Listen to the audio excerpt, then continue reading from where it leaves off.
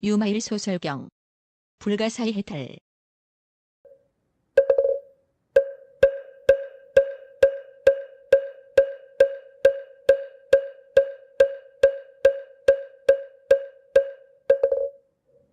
무엇을 희라고 합니까? 이익을 얻으면 그것을 마음으로부터 기뻐하며 후회하지 않는 것입니다. 무엇을 사라고 합니까? 복을 채워 도와주지만 바라지 않는 것입니다. 문소설이가 또 물었다. 생사의 두려움이 있는 보살은 무엇에 의지해야만 합니까? 유마일이 대답하였다. 보살이 생사의 두려움에 있을 때에는 열애의 공덕의 힘에 의지해야만 합니다. 문소설이가 또 물었다. 보살이 부처님의 공덕의 힘에 의지하고자 할 때에는 어디에 머물러야만 합니까? 유마일이 대답하였다. 보살이 열애의 공덕의 힘에 의지하고자 할 때 마땅히 모든 중생을 제도하여 해탈시키는 일에 머물러야 합니다. 또 물었다. 중생을 제도하고자 한다면 마땅히 무엇을 제거해야 합니까? 답하였다. 중생을 구하고자 한다면 마땅히 그 번뇌를 제거해야 합니다. 번뇌를 제거하고자 하면 무엇을 해야 합니까? 올바른 마음을 내어야 합니다. 어떻게 하면 올바른 마음을 쓸 수 있습니까? 마땅히 생하지도 않고 멸하지도 않도록 마음을 써야 합니다. 어떠한 것을 생하지 않게 하고 어떠한 것을 멸하지도 않게 해야 합니까? 불선은 생하지 않게 하고 선법은 멸하지 않게 해야 합니다. 선과 불선은 무엇을 근본으로 합니까? 몸을 근본으로 합니다. 몸은 무엇을 근본으로 합니까? 욕심과 탐심을 근본으로 합니다. 욕심과 탐심은 무엇을 근본으로 합니까? 허망한 분별을 근본으로 합니다. 허망한 분별은 무엇을 근본으로 합니까? 도리에 어긋난 그릇된 생각을 근본으로 합니다. 도리에 어긋나는 그릇된 생각은 무엇을 근본으로 합니까? 의지하는 곳이 없는 상태를 근본으로 합니다. 의지하는 곳이 없는 상태는 무엇을 근본으로 합니까? 의지하는 곳이 없는 상태는 근본이 없습니다. 문수살이여, 이 의지하는 곳이 없는 상태가 근본이 되어 모든 법이 이루어지는 것입니다. 그때 유마일의 방 안에는 한 처녀가 있어서 여러 보살들이 설법하는 것을 보고 듣고서 그녀는 곧 몸을 나타내 하늘꽃을 보살들과 부처님의 대제자들 위에 뿌렸다. 보살들 위에 뿌려진 꽃은 땅에 떨어져 버렸지만 대제자들 위에 뿌려진 꽃은 그들의 몸에 붙어 떨어지지 않았다. 모든 제자들은 신통력으로 꽃을 떼어내버리려 하였으나 떼어내지 못하였다. 그때 처녀가 사리불에게 물었다. 왜 꽃을 떼내려고 하십니까? 사리불이 대답하였다. 이 꽃은 법답지 못함으로 떼내버리려 합니다. 처녀가 말하였다. 이 꽃을 법답지 못하다고 하지 마십시오. 왜냐하면 이 꽃은 아무런 분별을 하지 않았습니다. 당신이 스스로 분별하는 마음을 일으킨 것일 뿐입니다. 만약 부처님의 가르침을 받들어 출가하고서 분별하는 것이 있다면 그것이야말로 법답지 않은 것입니다. 만약 분별을 하지 않는다면 그것은 법다운 것입니다. 저 보살들을 보시오. 꽃이 달라붙지 않는 것은 이미 분별하는 마음을 끊어버렸기 때문입니다. 비유하자면 마치 어떤 사람이 두려운 마음을 지니고 있을 때에 비인에 홀리기 쉬운 것과 같이 제자들은 생사를 두려워하고 있으므로 빛깔과 소리, 냄새, 맛, 감촉 등으로 홀리는 것입니다. 이미 두려움에서 벗어난 사람에게는 오욕 등이 전혀 힘을 미치지 못합니다.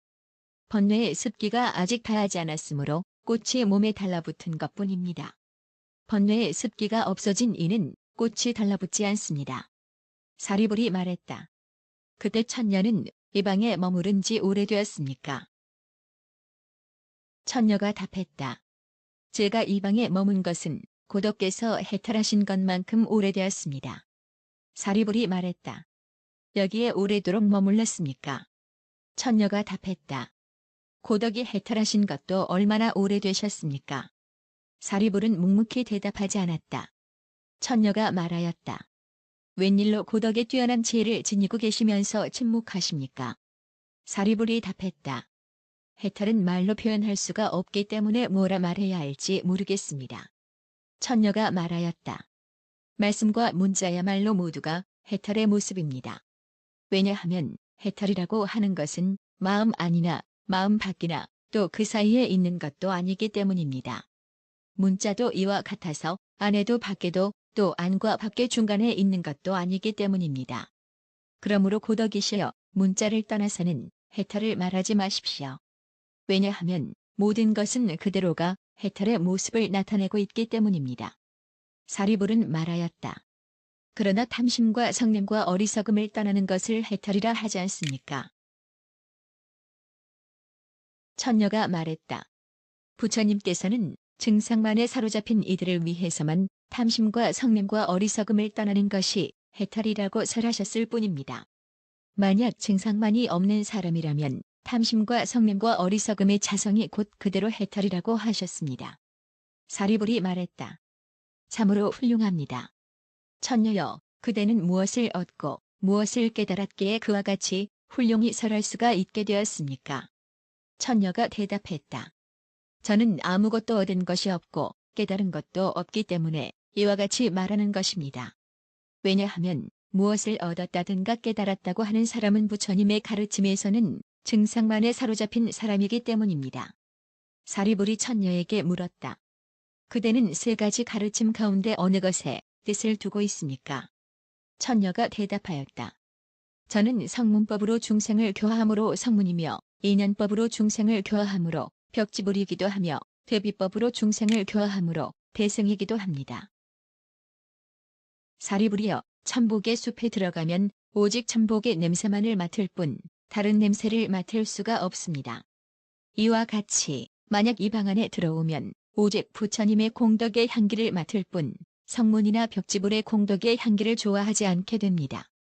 사리불이여, 대체로 제석천이나 범천, 사천왕, 온갖 천신들, 용, 귀신일지라도 이 방 안에 들어온 자는 유마힐이라고 하는 훌륭한 분이 설하는 정법을 듣고 모두가 부처님 공덕의 향기를 좋아하며 깨달음을 구하는 마음을 일으킨 다음에 나가게 됩니다.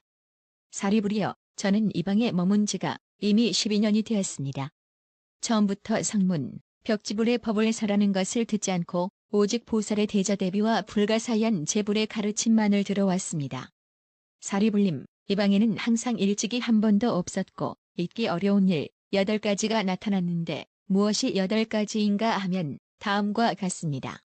첫째는 이 방은 항상 황금빛으로 빛나고 있어 밤과 낮의 차이가 없으며 태양과 달의 빛도 더 밝지 못한 것입니다. 이것이 첫 번째, 전에 없던 일입니다. 또 이 방에 들어온 사람은 온갖 번뇌에 괴로워하는 일이 없습니다. 이것이 두 번째, 전에 없던 일입니다. 이 방에는 항상 제석천, 범천, 사천왕천 그리고 다방의 보살들이 모여와서 끊이질 않습니다. 이것이 세 번째, 전에 없던 일입니다. 이 방에는 항상 육바라밀과 불퇴전의 법이 설해지고 있습니다. 이것이 네 번째, 전에 없던 일입니다. 또 이 방에서는 항상 천상과 인간의 가장 훌륭한 음악이 연주되고 가야금의 줄에서는 헤아릴 수 없이 많은 가르침과 교화하는 소리가 들리고 있습니다. 이것이 다섯 번째, 전에 없던 일입니다. 이 방에는 4개의 커다란 창고가 있어서 온갖 보배가 가득 차 있어서 가난으로 괴로움을 당하고 있는 이들에게 전부를 베풀어 주지만 그 바닥이 드러나지 않습니다. 이것이 여섯 번째, 전에 없던 일입니다. 이 방에서는 석가모니불, 아미타불, 아촉불, 보덕, 보염, 보월, 보험, 난승, 사자형, 일처리성 등 시방에 헤아릴 수 없는 많은 부처님을 이 훌륭한 분이 염하기만 하면 곧 나타나 제불의 비밀한 가르침을 설하고 돌아갑니다. 이것이 일곱 번째, 전에 없던 일입니다. 이 방에는 제천에 엄숙하게 장식된 궁전이나 제불의 정토가 모두 나타납니다. 이것이 여덟 번째, 전에 없던 일입니다. 사리불이여, 이 방에는 항상 8가지 전에 없던 일들이 나타나 있습니다. 이 같은 불가사의한 일을 보면서도 누가 성문의 법 따위를 좋아하고 바라겠습니까? 사리불이 말했다. 그대는 왜 여인의 몸을 바꾸지 않습니까? 천녀가 대답했다. 저는 지난 12년 동안 변치 않는 여인의 상을 찾아보았지만 찾아낼 수가 없었는데 무엇을 바꾼단 말입니까? 비유하자면 마치 마술사가 마술로 헛개비 여인을 만들어내는 것과 같습니다. 만약 어떤 사람이 헛개비에게 왜 여인의 몸을 바꾸지 않는가고 묻는다면 이 사람의 물음이 옳은 것일까요? 사리불이 대답하였다. 아니지요. 헛개비에게는 정해진 상이 없는데 바꿀 필요가 어디 있겠습니까? 처녀가 말하였다. 일체 제법도 이와 같아서 정해진 상이 없습니다. 그런데 왜 여인의 몸을 바꾸지 않느냐고 물으십니까? 처녀는 즉시 신통력으로 사리불을 처녀와 같이 바꾸고 처녀 자신은 사리불과 같은 모습으로 몸을 바꾸고 물었다. 왜 여인의 몸을 바꾸지 않으십니까? 사리불이 처녀의 모습을 하고 답하였다. 나는 지금 어떻게 여인의 몸으로 바뀌었는지 모르겠습니다. 처녀가 말하였다. 사리불이여, 만약 당신께서 그 여인의 몸을 바꿀 수가 있게 되면 모든 여인들도 몸을 바꿀 수가 있게 됩니다. 사리불께서 여인이 아니지만 여인의 몸을 나타내고 있는 것과 같이 모든 여인들도 이와 같아서 여인의 몸을 나타내고 있지만 여인은 아닙니다. 그러므로 부처님께서는 일체 제법은 남자도 아니며 여자도 아니다 고 설하신 것입니다. 처녀는 곧 신통력을 거두어 드렸다. 그러자 사리불의 몸은 본래와 같이 되었다. 처녀는 사리불에게 물었다. 여인의 몸의 특성은 지금 어디에 있습니까? 사리불이 답하였다. 여인의 몸은 있는 것도 없는 것도 아닙니다. 처녀가 말하였다.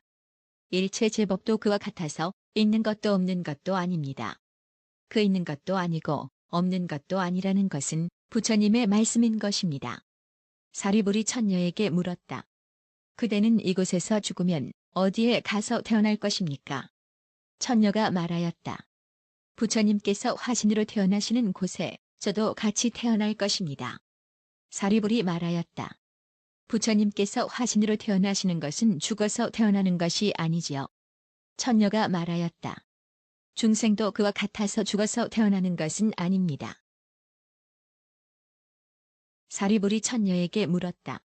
그대는 앞으로 얼마만큼 지나서 안육다라 삼맥삼보리를 얻게 됩니까? 처녀가 말하였다. 만약 사리불님께서 다시 태어나 범부로 되돌아간다면 그때 저는 안육다라 삼맥보리를 얻게 될 것입니다. 사리불이 말하였다. 내가 또다시 범부로 되돌아가는 일은 없을 것입니다. 처녀가 말하였다. 제가 안육다라 삼맥삼보리를 얻는 일도 있을 수가 없는 것이니 왜냐하면 깨달음에는 머무를 곳이 없기 때문입니다. 그러므로 깨달음을 얻는다는 것도 없습니다. 사리불이 말하였다. 현재 제불이 안육다라 삼맥삼보리를 얻었고 과거에 이미 얻은 부처님과 앞으로 얻을 부처님이 항하의 모래알과 같이 많은데 이것은 도대체 무슨 말입니까? 처녀가 말하였다.